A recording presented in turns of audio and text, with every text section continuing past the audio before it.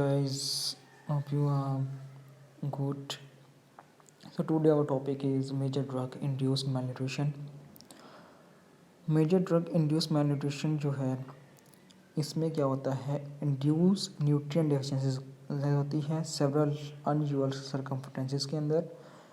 Induce का मतलब यही है कि इसमें क्या होती है, डेफिशिएंट होता है या डेफिशिएंसीज होती हैं। डेफिशिएंसीज कौन सी होती हैं, रियली डेफिशिएंसीज होती हैं जिसमें क्या होता है, इनएडिक्वेट डाइट होती है। इनएडिक्वेट डाइट में बहुत सारी डेफिशिएंसीज रहती हैं, जैसे कि थायमीन हो गया, ठीक हो गया, vitamin B3, vitamin B6। Vitamins की हम बात करें तो इसमें बहुत से विटामिन्स बी जो हैं जनरली उसकी डेफिशिएंसीज होती है। और इसका सेकंड इसके हम करेक्टरिस्टिक्स देखते हैं। प्रॉपर्टीज़ में क्या होता है, slow and gradual storage deficiencies होती हैं, unusual and complex nutrient deficiencies होती है। जैसे कि विटामिन डी की बात कर लेते हैं, फोलेट की, तो एंटीकोवलेंट थेरेपी में होता है ये। आइदर सिंगल और मल्टीविटामिन डेफिशिएंसीज के बाद बात करें तो मिनरल्स की होगी, विटामिन होगी, अदर न्यूट्रिएंट्स की डेफिशिएंसी होती है, तो क्या होता है, इंड्यूस्ड हो जाती है malnutrition में।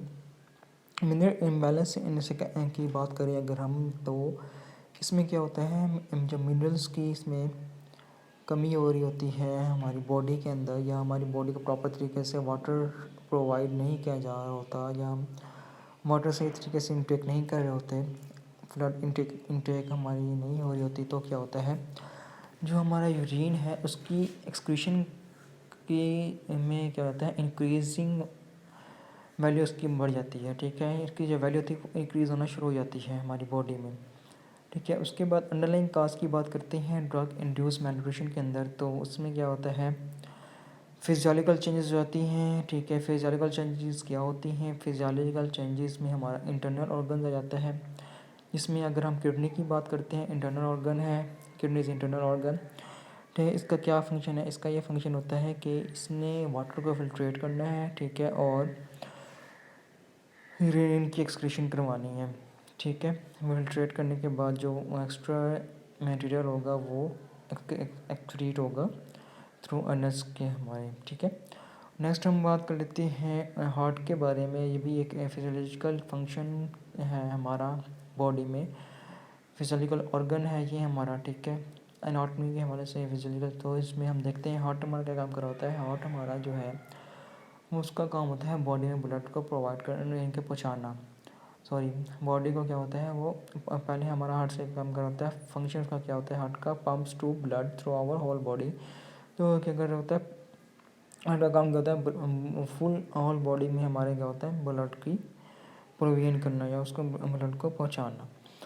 ठीक है, उसके बाद अगर हम बात कर लेते हैं कि जो हमारे पास जो हम ड्रग्स लेते हैं एट वन टाइम, उसमें हमें क्या हो जाता है, हम उसमें कंफ्यूज हो जाते हैं use of several drugs eight one time. जैसा कि अगर आपको कोई भी डिज़ीज़ है या आपको कोई हेडेक हुआ है, तो आपने बहुत सारी मेडिसिन्स ले ली हैं या आपने बहुत सारे ड्रग्स जो है यूज़ उस टाइम ले ली हैं, तो इस पॉलीफार्मेसी एक किस्म का इसका नाम देते हैं हम, पॉलीफार्मेसी।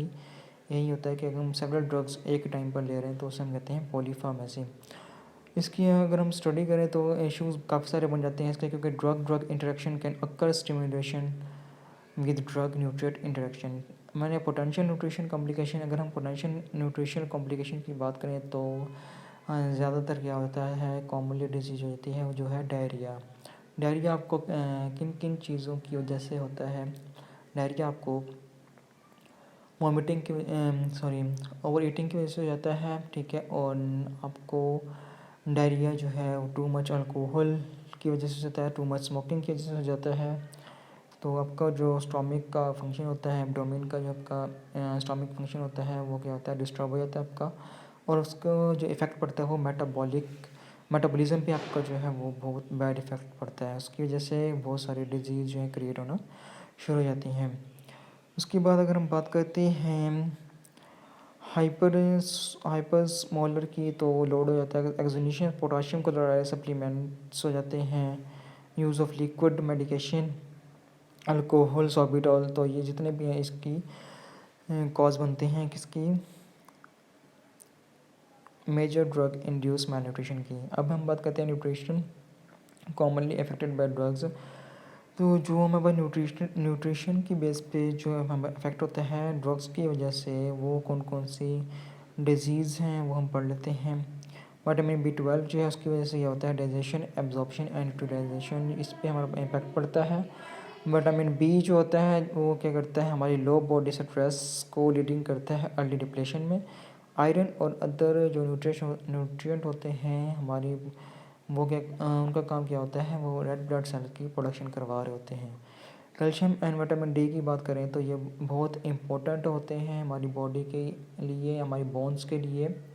तो इसमें क्या होता है कि हमारी हेल्थ बोन्स हमारी रखते हैं, ठीक है। यानी कि विटामिन D और कैल्शियम का जो रोल है इम्पोर्टेंट, वो क्या है, बोन्स को हेल्दी करना। उसमें अगर हम इसकी डेफिशिएंसी होगी तो क्या होगा, अडल्ट्स में जो होता है ऑस्टियोपोरोसिस का, इसमें नहीं लिखा हुआ, आप इसमें ना जाइएगा। अडल्ट्स में जो होता है ऑस्टियोपोरोसिस एक डिजीज़ है, वो हो जाती है, और रिकेट्स जो होती है वो चिल्ड्रन में हो जाती है। उसके बाद अगर हम बात कर लेते हैं इसकी फोलेट एंटागोनिस्ट की और फेरोडोक्सिन एंटागोनिस्ट की, तो इसमें क्या होता है, रिच फूड सोर्सेज होती है ये, और जो सप्लीमेंटेशन और जो होती है फोलेट एंटागोनिस्टिक, वो उसमें होती है 40 फूड्स। इसको हम डिस्कशन करेंगे बाद में। तो होप यू गाइस आपको समझ आ गया होगा nutrient commonly affected by drugs. उसके बाद नेक्स्ट जो हमारा टॉपिक होगा वो इंशाल्लाह हम करेंगे क्लिनिकल और मेडिकल हिस्ट्री के बारे में, मैं आपको दिखाता चलूँ। और नेक्स्ट जो हमारा टॉपिक होगा उसके बाद हम नेक्स्ट करेंगे ड्रग हिस्ट्री, डाइट हिस्ट्री, उसके बाद मॉल एब्जॉर्प्शन जो है वो मेन टॉपिक है। सो गाइस आपको समझ आ गया होगा। कमेंट कीजिएगा अगर आपको कोई भी क्वेश्चन हो तो। मेरे चैनल को सब्सक्राइब कीजिएगा, आपको इन्फॉर्मेटिव वीडियोस मैं ऐसे लाता रहूँगा। ओके, थैंक यू, अल्लाह हाफिज़।